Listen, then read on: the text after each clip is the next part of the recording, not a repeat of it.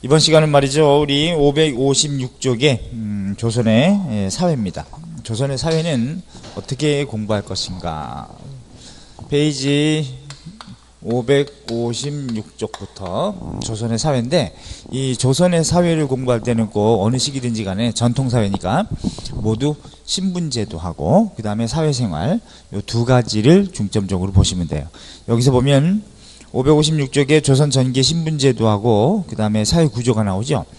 여기 보면 어떻게 됐습니까? 법제상으로는 양천제고 사회통념상은 반상제다 이런 말 나오는데, 이걸 도식화해서 이렇게 보셔야 돼요. 신분제도는 이 법제상하고 이제 사회통념상이라고 하는 건 우리의 일상생활에서 의식구조에서 이제 느껴지는 인식하고 있는 것. 여기 이제 통상 우리가 뭐라고 그러냐면, 저도 그렇게 얘기하는데, 아주 그 격이 낮은 사람들한테 전 이렇게 얘기해요. 아유, 저 천한 것, 뭐 이렇게 얘기해서, 뭐 본인들이 들으면 굉장히 기분 나빠할지도 모르겠지만 그렇게 얘기하는데, 하도 그렇게 얘기하다 보니까 우리 꼬맹이들도 어렸을 때 차 안에서 이렇게 운전하다가 제가 저 천한 것들 봤나 이렇게 얘기하면 얘들도 이제 따라해가지고 이게 습관이 돼서 지나가다가 뭐 담배꽁초 함부로 버리고 그러면 저 천한 사람 뭐 이런 식으로 이제 애들도 그러던데, 그래서 그게 천하다고 얘기할 때 이게 법제상으로 천한 건 아니죠. 그러니까 우리가 인식 속에서 사회 통념상 전 천한 것 이렇게 얘기하는 것일 뿐인데, 그래서 신분제도는 15세기든지 16세기든지 사람들이 잘못 가르치는 경우도 있는데 잘 모르고, 15세기도요 법제상으로는 양천제입니다. 그럼 16세기도 법제상으로 양천제거든요. 이렇게 모형해 놓을 테니까 여러분들 요거 잘 정리하세요. 법제상으로 경국대전상으로 요거 양천제다 이렇게 얘기해요. 양인하고 천인, 이걸 양천제라 그래요.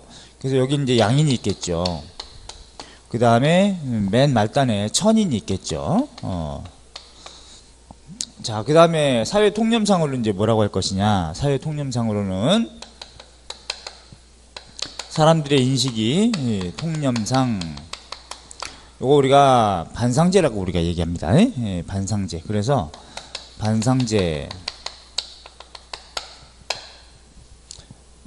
이렇게 얘기하는데, 요 양인 내부에서 실제상으로 보면은 이제 뭐가 있냐면 양반도 있는 거고, 양반.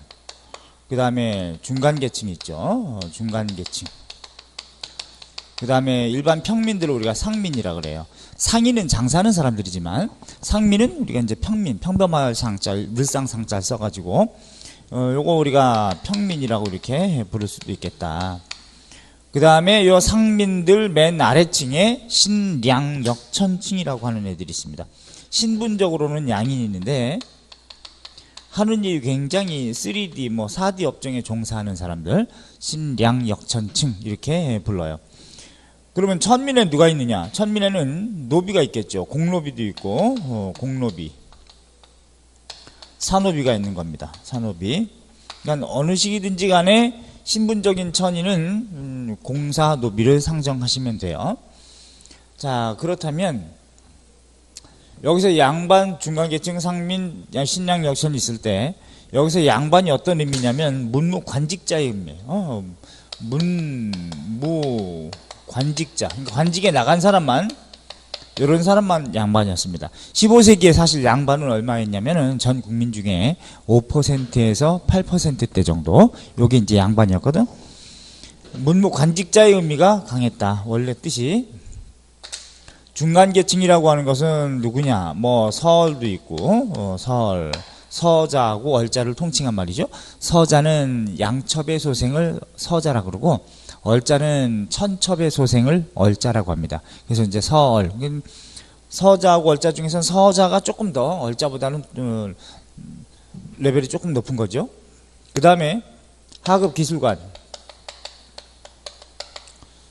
이라든가 또는 의관이라든가 역관이라든가 역관, 기타 등등, 향리라든가 이런 애들, 그지? 서리, 향리 이런 애들이 여기 들어갑니다. 그 다음에 상민 중에서는 누가 있냐면은 농민, 그 다음에 상인, 수공업자를 공장이라고 그러죠. 공장, 이런 사람들을 우리가 상민이라고 하는데 그 중에서도 농민을 가장 우대한 사회다. 농업 중심의 사회이기 때문에 신량 역천층에 해당되는 사람들 중에서는 모습은 양인인데 뭐 하는 일은 굉장히 이제 천한 일에 종사한다 그랬죠. 예컨대 무당이라든가 백정이라든가 또 광대라든가 창기 뭐 이런 애들이 다 신량 역천층에 해당됩니다. 그래서 백정이 여기 들어간다는 거. 백정은 고려 시기는 백정은 농민을 얘기했습니다. 직역을 담당하고 있지 않은 일반 농민을 백정이라고 불렀죠. 그런데 조선의 백정은 이제는 도살업자로 이렇게 이제 전락된다. 원래 세종 때에 기존에 화척이라고 불리는 도살업자를 야, 쟤네들도 국초니까 백정 농민이라고 부르면서 함께 섞여 살게 하라 이렇게 했는데 그래서 신백정이 된 겁니다. 도살업자도. 그래서 신백정 이렇게 불렀는데 그래서 기존의 농민 백정들이 뭐야 저것들까지도 우리랑 똑같이 백정이라고 부르다니 해가지고 이제는 도살업자를 백정이라고 하고 조선 시기엔 자기네들은 그냥 백정이라고 하지 않는 이런 이제 분위기로 돼서 조선의 백정은 신량 역천이다. 옛날에는 또 책에도 또 그런 책들도 아직도 있던데 이런 사람들을 천민이라고 이렇게 넣는 경우가 있는데 법제상으로 천민은 아닙니다. 사회 통념상 실제상으로 그런 것이지. 그래서 이것이 이 당시에는 직업적인 의미가 좀 강했어요. 그런데 16세기가 되지 않습니까? 16세기가 되면 경국대전이 바뀐 게 아니죠. 하기 때문에 법제상으로는 똑같아요. 법제상으로는 16세기도 요거는 양천제입니다. 양천제. 이게 바뀐 게 아니기 때문에 그럼 모형은 똑같단 말이죠. 그래서 여긴 양인인 것이고 양인 여긴 천인인데 그럼 사회 통념상 실제상으로 사회 통념상으로는 반상제라고 우리가 통상 얘기하죠. 그죠? 반상제 여전한데 이게 이제 신분적인 의미로 굳어져 갔다는 얘기예요. 그러니까 여기서의 사회 통념상의 개념은 15세기에 얘네들이 직업적인 의미가 강했단 말이죠. 직업적 성격. 직업적인 성격이 더 강했는데 이제는 여기 모형은 똑같죠. 얘네도 예컨대 양반이 있고 양반 문무관직자 중간 계층으로 이제 중인층으로 이제 굳어지고 그다음에 상민 신량 역천 똑같아요. 공노비 산노비 이렇게 똑같이 있는데 이제는 요 양반이라고 하는 애들이 이제 뭘로 굳어지냐면 신분적 의미로 굳어져 가더라. 얘네가 신분적 의미로 굳어져서 신분적 의미로 고착화된다는 얘기죠. 고착화된다. 그럼 이게 신분적 의미로 고착화된다는 얘기는 수직이동이 어려워진다 이렇게 보시면 되지. 그전에는 수직이동이 조금 더 많이 있었는데 국초는 언제나 좀 많이 활발하게 이루어지는 반면에 사회가 좀 안정적으로 가면서 안정적이라고 하는 게 다 좋은 건 아닌데 보수적으로 가면서는 이렇게 좀 고착화되면서 경직성이 좀 많아져요. 그래서 양반은 이땐 뭐라고 하느냐 사족이라고 칭해집니다. 사족이다. 선비들의 족속이다. 그러니까 관직에 나가지 않더라도 이제는 경제 기반 가지고 글 읽고 뭐 이런 애들 이제 사족이라고 그리고 그 다음에 얘네들은 이제 뭐라고 하느냐면은 중인층이라든가 뭐 얘네들을 다 통틀어서 상놈이라고 불러요. 상놈. 그래서 상놈을 한자로 이렇게 표현합니다. 상한 이래서 한은 어떤 놈 이런 뜻이거든. 상한 전미사의 의미로 한자로 요건 이제 어떤 놈 이런 의미가 되기 때문에 쌍놈 이제 이렇게 불러. 근데 더 심한 경우는 이제 쌍놈스키 이렇게 가는 거고 사족은 양반들의 족속이다. 신분적으로 굳어진 의미의 개념인데 그렇다면 요게 똑같지만 15세기에는 직업적인 의미의 개념이 강했는데 이제는 16세기는 이 신분적인 의미로 굳어졌기 때문에 이거를 반상제라고 특히 부르는 것이다. 이렇게 보시면 돼. 법제상으로 양천제가 바뀐 것은 없어요. 15세기도 양천제고 16세기도 양천제입니다. 자, 그러면 이렇게 신분적인 의미로 고착화되게 되는 배경이 뭐냐? 그러면 유교 성리학적 질서. 유교 성리학. 질서. 요게 수직적인 질서거든요. 사군이 중, 사진이요, 뭐 이러면서, 남녀 질서는 부동석이고, 남녀 차별을 강조하고, 이런 경향이 강하고, 여기에 제도적인 요인에서 또 한번 찾아봐라. 그런다면은, 군적수포제 우리 배웠죠? 군적수포제. 16세기 중종 때부터, 이제는, 군적이 올라가서 군대 갈 애들은, 군포를 내면 합법적으로 빼줬단 말이죠. 그래서 이제 군역이라고 하는 것이 반상구분의 신분적인 척도가 돼버린다. 그래서 군역이 그만큼 중요했구나. 요걸 요런 차원으로 이렇게 보시면 돼. 아셨죠? 그래서 556쪽에 이렇게 도표화해서 좀 정리해 두는 게 필요할 것 같고, 여기 557쪽도 보시면 되고. 그래서 오른쪽에 557쪽에 보시면 이제 향리가 나오는데, 또 양반은 우리가 지금 했고, 15세기는 직업적인 의미였는데 문무관직으로 나간 애들, 16세기는 이제 사족의 의미로 굳어지더라. 더군다나 양반 행세를 좀 하려면은요, 4대조 이내에, 그러니까 나 이후에 아버지, 그 다음에 할아버지, 또 증조할아버지, 또는 고조나 외가, 요런 4대조 이내에 현관, 예컨대 과거를 한 번씩 띡띡 합격해주고, 문과에 이런 경우가 이제 어떤 사족의 기반을, 양반의 기반을 유지하는 기능인데, 그렇지 않고 4대조 이후에도 한 7대조에 혹은 10대조 내에 한 번씩 띡띡 있다. 그거는 거의 이 평민처럼 굳어지는 그런 경향이 있습니다.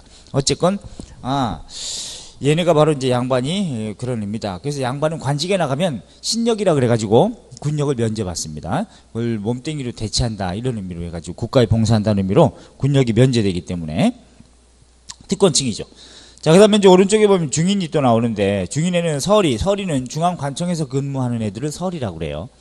반면에 지방관청에서 근무하는 애들, 수령 밑에 있는 애들 우리가 아전, 향리라고 하죠.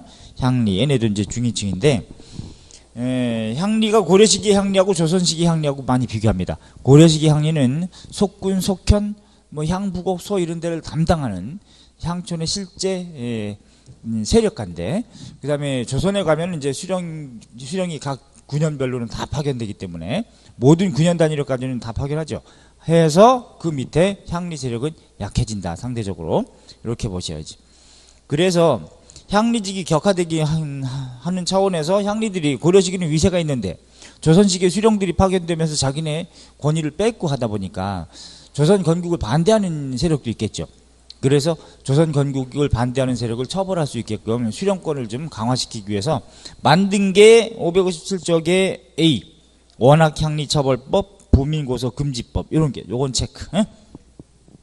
원학향리라고 하는 건 아주 으뜸 악질 향리로 규정이 되면 처벌할 수 있게끔 만든 걸 원학향리처벌법이라 그래요.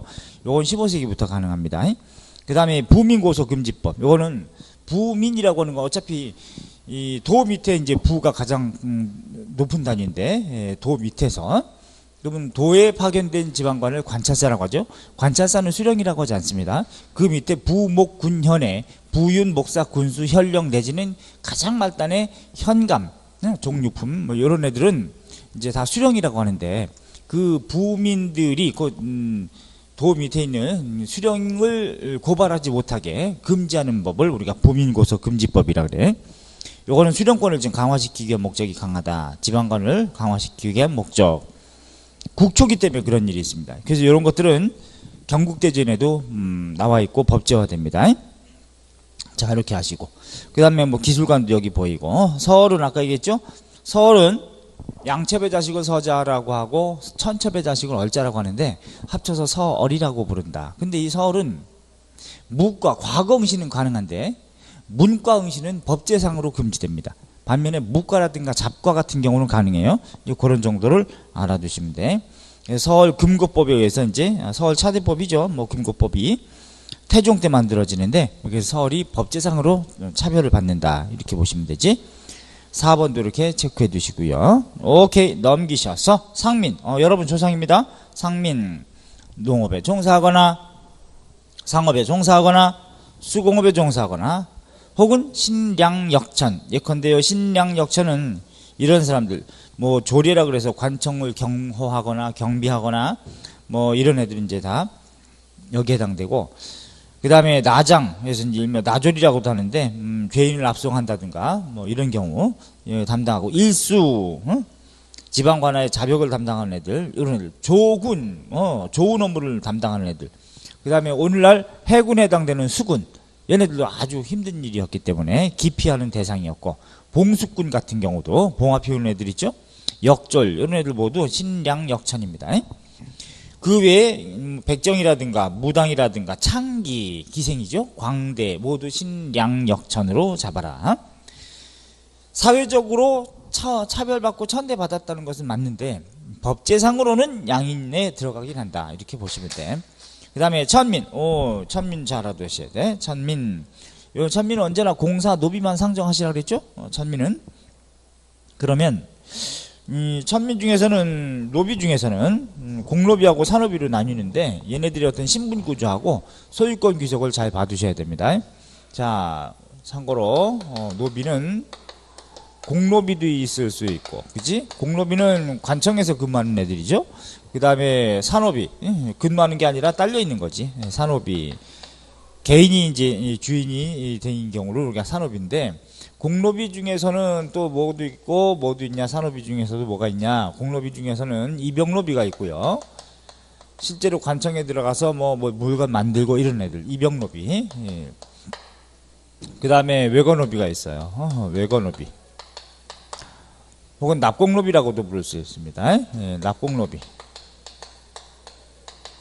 요거 우리가 선상노비. 예. 선상노비는 지방에서 이제 기술 있는 애들을 중앙으로 이제 불러가지고 물건 만드는. 그래서 위로 선발당해가지고 일정 기간 동안에 물건 만드는 종사하고 이런 애들 우리가 이병노비라 그래요. 산노비 중에서는 솔거노비도 있고, 솔거라고 하는 거는 고려시대도 그랬듯이 주인하고 함께 사는 애들을 솔거노비라 그러죠. 그죠? 플러스 주인. 허드렛일하고, 빗자루질하고, 빨래하고, 나무 떼우고, 그 다음에 채찍으로 맞고, 이런 애들 솔거노비고, 가마매고, 그 다음에 외거노비가 있죠. 외거노비. 요거는 독립된 가정을 형성합니다. 예, 독립가정. 그래서 조금 더 주인 밖에서 따로 떨어져 살기 때문에 좀 더 편하긴 한데, 자, 그러면 요 공노비 중에서 이병노비나 외거노비는요 60세가 되면 면역이 됩니다. 60세가 되면 역을 면제된다는 얘기인데 사실 60세까지 넘어 살기도 힘듭니다. 그죠? 양반도 힘든데.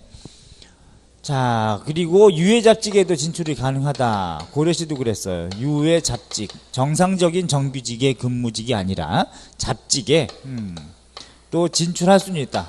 진출이 가능하다. 아주 뛰어난 국가적으로 필요한 기술이라든가 기능을 가지고 있을 때 유해잡직에 진출이 가능하기도 하고. 자, 그러면 외거노비는요. 외거노비는 얘네들은 밖에서 좀 편하게 살고 있는 애들이므로 신공을 부담합니다. 신공. 신공은 노가 비보다 더 많이 부담을 해요. 남성 종을 노라고 하고 여자 종을 비라 그러잖아. 다 쫑이지, 쫑. 그래서 신공, 몸뚱이가 좀 편한 대가로 납부하는 거 우리가 신공이라고 한다. 반면에 산노비 같은 경우는 외거노비 같은 경우는 거의 전후농민하고 비슷하거든요. 얘네도 신공을 냅니다. 신공. 그러면 여기서 신공은 누구한테 내는 거냐? 신공을 누구한테 내냐면 관청에다가 내는 것이고, 반면에 얘네들도 이제 노하고 비가 있는데 노가 더 많은 비중을 차지하는데 신공은 이건 주인한테 내는 거죠. 그죠? 주인한테. 그럼 시험에 바꿔서 냈습니다. 어떻게? 여기서 산노비의 외거노비는 관청에다가 뭐 신공을 낸다. 아니 얘네가 관청에다가 왜 냅니까? 주인한테 내는 거죠.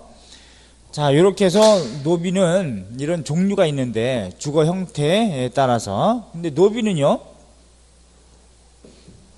신분 귀속이 있고 소유권 귀속이 있어요. 신분 귀속. 조선 전기 같으면 신분은 어디에 따르느냐? 신분 귀속은 사실은 노비는 노비끼리만 혼인해야 되는 것이겠네. 그렇지 않고 양천 교혼이 이루어지는 경우가 있기 때문에 나타나는 규칙이야. 양천 교혼시. 교혼시. 그러면 초기에는 노비 종부법이었어요. 노비 종부법. 딸을 쫑. 애비부. 이거는 15세기 태종 때, 태종 때 아버지 신분을 따르게 했거든. 양촌 교훈했을 경우에. 왜냐하면 그때 이제 양반들이 여성 비를 많이 건드리는 경우가 있기 때문에 그런 경우는 아버지 신분을 따르게 해야지 양인이 징대가 되죠. 재정을 강화시키기 위한 목적이다. 그런데 신하들이 워낙에 세종 때는 반대해가지고 세종은 노비에 대한 굉장히 출산 휴가도 주고 뭐 이런 혜택도 줬지만 신하들이 신분 질서가 무너집니다. 전하 해가지고 다시 애미 신분을 따르게 해야 합니다. 해가지고 노비 종부법을 써요. 종모법을 씁니다. 15세기 세종 때입니다. 세종. 그러면 여기서 노비 종부법하고 종모법하고는 정반대니까 요거는 신분제도를 강화시키기 위한 목적이에요. 신분제도 강화. 노비가 많아지는 거지. 오히려 이런 것인데 최종적으로 경국대전에는 뭐라고 돼 있냐? 일천즉천입니다. 일천즉천. 경국대전에 일천즉천. 한쪽이 천하면 무조건 천한 걸로 일천즉천이다. 이거는 경국대전에 그래요. 법제상으로. 이것도 목적은 뭐예요? 신분제도 강화. 이런 목적과 동일한 거지. 그지? 한쪽이 천하면 무조건 천한 거니까. 자, 그런데 소유권 귀속이라는 것도 있어요. 또 소유권 귀속이다. 소유권 귀속은 내 노비는 내 노비끼리 혼인시키는 게 원칙인데 얘가 물레방앗간 가서 딴 애들하고 좀 이렇게 썸 타고 그랬다. 예컨대 주인이 다른 노비가 깊이 사랑했을 때 그런 경우에 어떡할 것이냐. 주인이 다른 노비가 아주 깊이 사랑에 빠졌을 때, 깊이 사랑했을 때 이거 뭐 어쩌겠어. 죽일 수도 없고. 그랬을 때 누구 소유로 할 거냐. 이런 경우 때문에 나오는 것이 바로 노비 종모법이에요. 고려시기에는 천자수모법이라고 그래서 애미 소유주를 따른다 이렇게 돼 있었죠. 이것도 따를 종 애미모, 그지? 어머니 소유주를 따른다는 거. 그러니까 애미 소유주에 귀속된다. 소유주에 귀속된다는 거. 이런 거죠. 그러면 여기에 원빈이 있어.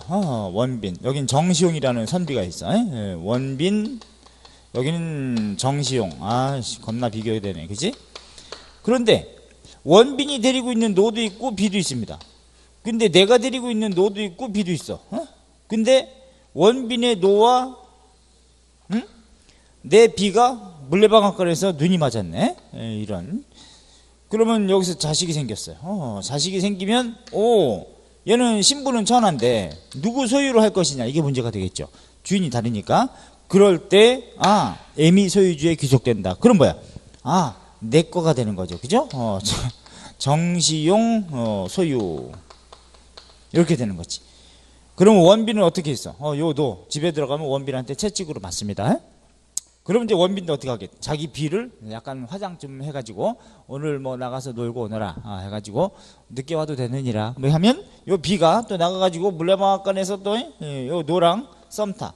근데 여기서 또 자식이 나와. 그럴 경우에 이제 또 얘는 나한테 또 겁나 맞겠죠. 채찍으로. 근데 얘는 칭찬받는 거지. 그치? 그래놓고 여기서 자식은 원빈 소유가 된다. 노비 종모법 이런 뜻입니다. 알았죠? 자, 이렇게 노비제도 558쪽에 잘 좀 알아두시기 바랍니다. 그래서 신공이라고 하는 것은 몸뚱이가 좀 편하게 사는 대가로 나르는 것은 납부할 공짜거든. 그래서 세금 같은 개념으로 몸값이죠. 그래서 노는 무명 한 필에 저화 20장 종입니다. 저화라는 건. 비는 무명 한 필은 똑같은데 저화 10장 이렇게. 근데 나중에 조선 후기가 되면요 노비의 신공을 반으로 줄여주는 제도를 노비 공감법이라 그래. 신공을 경감시켜줬다 이런 뜻. 자, 그 다음에 밑에 558쪽에 납공노비 중에서 곧 외거노비 중에서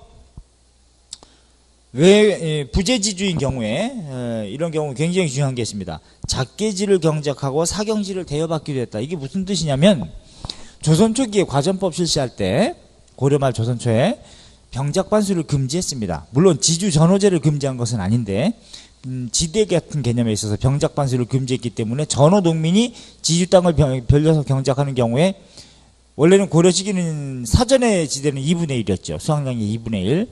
그런데 조선은 그 병작반수 자체를 금지했기 때문에 지대 자체도 10분의 1이 원칙이었었습니다.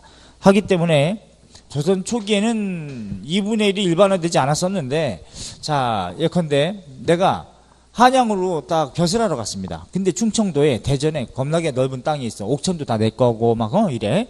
그러면 어떻게 거기를 경작을 할 거냐. 내가 서울에 한양에 가 있는데, 그래서 먼 외방에 땅이 있지 않습니까? 주인이 지금 정시용이야. 정시용 선비 대감이 한양에서 살아요. 한양에도 가지고 북촌에 아주 위세 있게 살아. 한양 거주하고 있는데, 어디도 소유하고 있냐면 대전도 내 땅이 되게 많아. 대전에 이만큼 있어, 내 땅이. 그러면 한양에 있는 내 노비를 당일날 갔다 오게 못하죠. 하기 때문에 여기에 외거 노비를 상주시키는 겁니다. 내가 대전에 내 땅에다가 외거 노비 상주시켜서 이걸 경작시켜요. 이걸 경작시키는데, 이 경작지에 해당되는 걸 우리가 뭐라고 하냐, 작계지라 그래. 작계지는 경작시킨다. 외거노비를 노동력을 개입시켜서 작계지라고 하는데, 여기서 나오는 수확량이 있지 않습니까? 여기서 나오는 수확량은 주인한테 거의 100% 갑니다. 100% 납부해야 돼. 그러면 이걸 작계지라고 하는 걸 명심하시고, 이것도 시험에 나온 적 있습니다.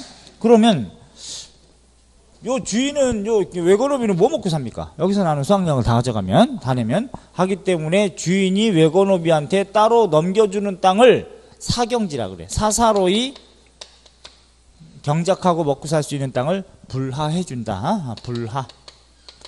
불하해주는데, 좋은 땅 주겠어요? 안 좋은 땅 주겠어요? 당근 안 좋은 땅 주는 거죠. 바위산 주는 거지. 바위산, 돌산 이런 거. 그래서 갈아가지고 풍화시킨 다음에 흙으로 만들어가지고 경작하고 심고서 먹고 살거라. 뭐 이런 식으로 이제 주는 게 사경지. 반면에 작계지는 외거노비가 경작하는 주인의 땅인데, 이런 경우 수확량을 거의 100% 낸다. 이렇게 알아두세요. 자, 그래서 559쪽에 보면 선상노비 나오고 납공노비 같은 개념도 사료가 나오니까 알아두시되, 밑에 보면 박스가 있습니다. 가운데 쪽에 신분 세습하고 소유권 귀속이 어떻게 법칙이 바뀌는지. 물론 조선 후기가 되면은 노비 종목법이 또 속대전에 규정이 되는데, 그거는 세종 때 노비 종목법은 무슨 의미였어요? 어머니 신분을 따르게 한다는 것이므로 신분제도를 강화시키는 것이었는데, 조선 후기의 노비 종목법은 영조 때 속대전에는 요거는 양인징대 정책입니다. 왜 그러냐면 같은 명칭이지만 18세기에는 신분제도가 무너져요. 신분제도가 무너지는 상태 속에서 이제는 외거노비가 농사 짓는 데는 완전히 박사지, 몸으로 체득하는 것이. 또 경제력도 많이 성장하는 외거노비도 많습니다. 근데 몰락한 양반도 있어요. 거의 농민처럼 몰락해 있는데, 그런 경우에 외거노비가 이제 몰락한 양반인 잔반인 여성의 집안의 여성을 굉장히 마음에 든다. 그러면 이 신분의 벽이 넘기는 어렵지만 신분제도가 거의 무너져가는 상태이기 때문에 가서 그러는 거지. 이 주인한테, 어르신 이거 따님 주세요. 그랬더니 이놈의 새끼가 그냥 막 얻어 터져. 이게 노비 주제에 어디 감히 이렇게 얻어 터지는데, 갈 때 쌀 한 10가마 놓고 갑니다. 그래 놓고, 어르신 이거 좀 드셔보세요. 이렇게 이제 도망가. 그리고 일주일 있다 또 와. 어르신 이놈의 새끼가 하고 이제 또 목침으로 또 맞아. 또 맞는데, 어르신 저 소고기 좀 드셔보세요. 하고 놓고 도망가. 그래 놓고 일주일 있다 또 와. 어르신 이놈이 해가지고 요번에 목침을 던지진 않아. 그래서 무슨 일이야? 했더니 따님 주시면 제가 사랑하고 열심히 살겠습니다. 그랬더니 이 노비 주제에 이놈의 새끼가 이렇게 이제 욕만 하지 때리진 않아. 그래 놓고, 어르신 요거 좀 드셔보세요. 꽃감 놓고 가. 그래 놓고 또 이제 일주일에 또 와. 어르신 아니 된데도 요번엔 욕도 안 해. 그래 놓고 딱 와가지고, 어르신 따님만 주시면 제가 열심히 살겠습니다. 또 어르신 봉양 평생 하겠습니다. 그러냐, 너 돈 많으냐? 한번 물어봐. 걱정하지, 집에 고가네요. 쌀이 그득합니다요. 이렇게 얘기해. 그러면 일단 매주 그렇게 할 수 있느냐? 이렇게 또 타진을 해. 걱정하지 마시라고. 그러면 일단 가 있거라. 딱 그래. 그래 놓고 딸을 불러요. 딸 불러가지고, 언녀나 네가 가야겠다. 이렇게 이제 파는 거죠, 거의. 그래서 그 양인 처자와 외거노비가 혼인하게 되면, 그건 결국 경제력 때문인 거죠. 그러면 거기서 나오는 애가 어머니 신분을 따라야지 양인이 증대가 되고, 양인이 증대돼야 재정이 강화되죠. 그래서 조선 후기의 노비 종목법은 양인증대 정책이다. 오케이? 15세기의 노비종목법은 요거는 신분제도 강화고 똑같은 명칭이지만 사회 구조 상황에 따라서 다른 겁니다. 정반대로. 오케이? 예스. 자, 이렇게 보시면 돼. 물론 또 맨날에 보면 신분 간의 이동이 없는 사회는 없죠. 어느 정도는. 자, 이렇게 해서 보시고 신분제도 확실하게 정리해 두시기 바랍니다. 아셨죠? 자, 그럼 잠깐 쉬었다가 우리 조선 전기에 이제 넘겨보시면 향촌사회 조직과 운영이 나오거든. 향촌사회가 어떻게 구성이 되어 있는가? 뭐 기존에 여러분들 지금 농촌에 살고 있는 사람도 있고 도시에 사는 사람도 있고 그럴 텐데, 도시에 살고 있는 사람은 뭐 한양에 산다고 보고, 농촌에 살고 있는 사람은 우리가 향이라고 통상 부르죠. 도시에 살고 있는 사람, 한양에 살고 있는 사람 우리가 통상 경, 그 다음에 지방에 있는 사람들을 향 이렇게 부르는데, 향촌은 어떻게 구성되어 있는지, 거기는 당연히 양반집도 있고 그 다음에 일반 상민집도 있고 뭐 천민들이 살고 있는 집도 있고 뭐 그렇죠. 자, 외건노비 같은 경우는 그래서 일반적으로 혼촌입니다. 혼촌인데 어떻게 구성되어 있는지, 또 양반은 양반 조직이 있고 또 농민은 농민 중심의 자기들끼리의 조직도 있어요. 자, 이런 것들 한번 볼 겁니다. 잠깐 쉬었다 갈게요.